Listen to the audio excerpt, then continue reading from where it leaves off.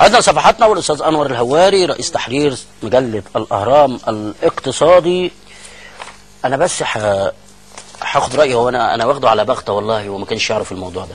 في مقال للدكتور هشام عيسى كاتب فيه الاهرام الجديد، وتشوفوا كده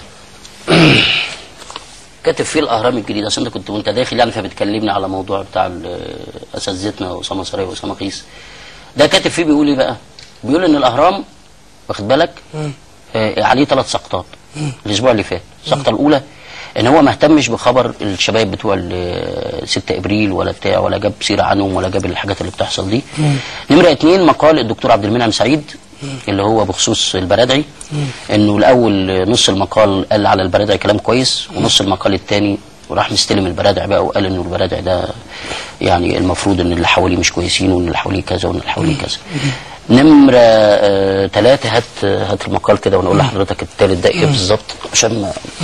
نمرة 3 مقال الدكتور جابر عصفور عن الدكتور علاء الاسواني. الدكتور جابر عصفور كان بيقول ان الدكتور علاء الاسواني قال كلام مش لطيف في فرنسا، وقال ان انا مقالاتي محظوره وحاجات كده وبتاع.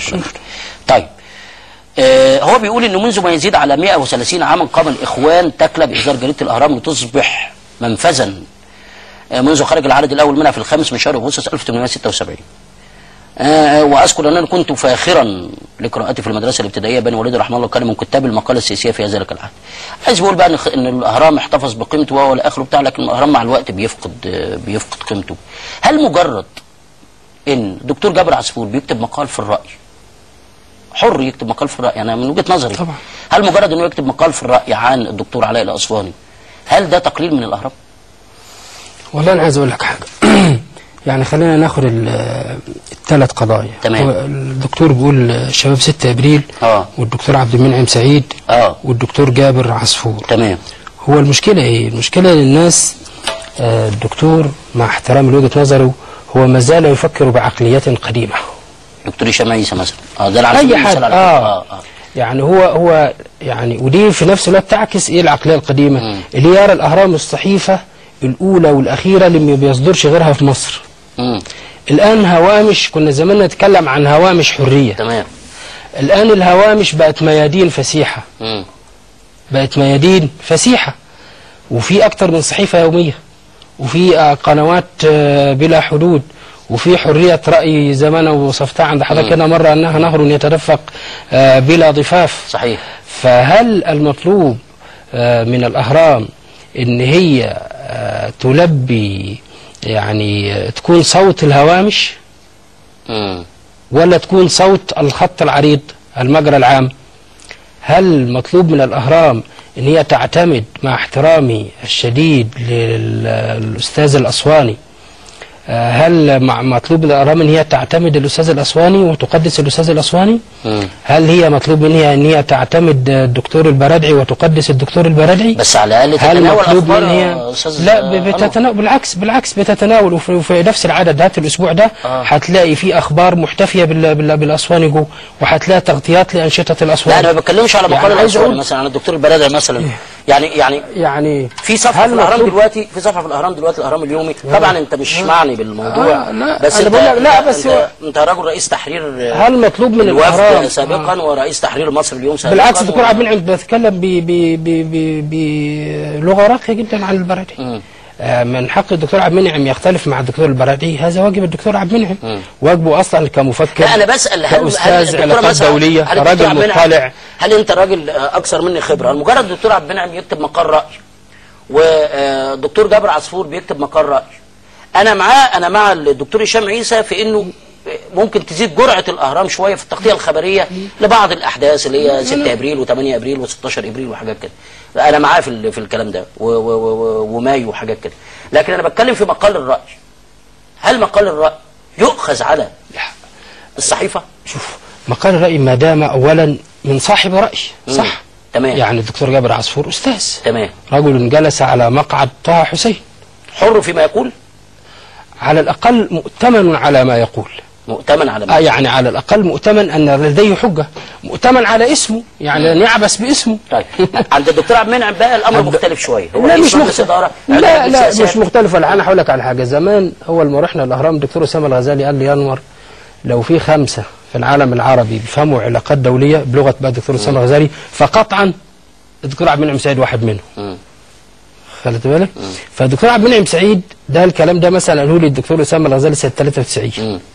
خد بالك؟ فعايز لان الدكتور عبد المنعم واخد دكتوراه سنه 82. بتقول لي هذا في الصحافه انا يا ريس. فاللي عايز اقول لك عليه انه الدكتور عبد المنعم مؤتمن على اسمه، مؤتمن على علمه، يعني هو رجل ليس من السابله. يعني انت شايف ان يعني حينما يؤسس مقاله فهو يؤسسها على نسق من الافكار والحجج والادله، ورجل يعرف كيف يصنع خطابه ويصنع كيف يصنع رسالته وكيف يحظى باحترام الجميع. يعني براء الأهرام.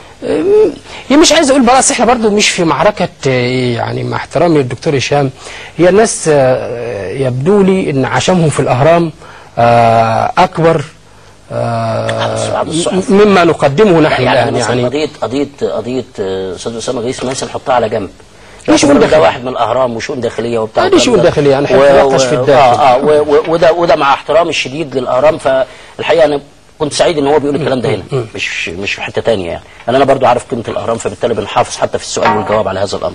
لكن في كتير جدا بيعتبوا على يعني مثلا سليمان جودة كاتب مقال في المصري اليوم يوم الخميس كان عاتب على الاهرام عشان جابت خبرين في يوم واحد ما لهمش لازمه. شوف يعني او شايف ان هم يعني مش وقتهم. بص انا عايز اقول لسيادتك في النهايه الاهرام تحتمل كل هذا العتب وتحتمل كل هذا النقد لانها وينبغي ان يتسع صدرها لان تسمع كل هذا الكلام وينبغي الا تضيق به، لانه واضح انه حتى هذه اللحظه الناس يرونها هي ايه حجر الزاويه في البناء الصحفي. لا انت فخر ليك انت ما تطلع بره تقول انا من الاهرام. انا حتى لو انا في اي جورنال تاني والناس بتتكلم، فلما بتيجي تتكلم عن الصحافه المصريه بتقول الاهرام. صحيح الجرايد الثانيه موجوده ولا يمكن، اهرام واخبار وجمهوريه ووفد ومصر اليوم والدستور والاحرار محدش يقدر ينكر ده، والشروق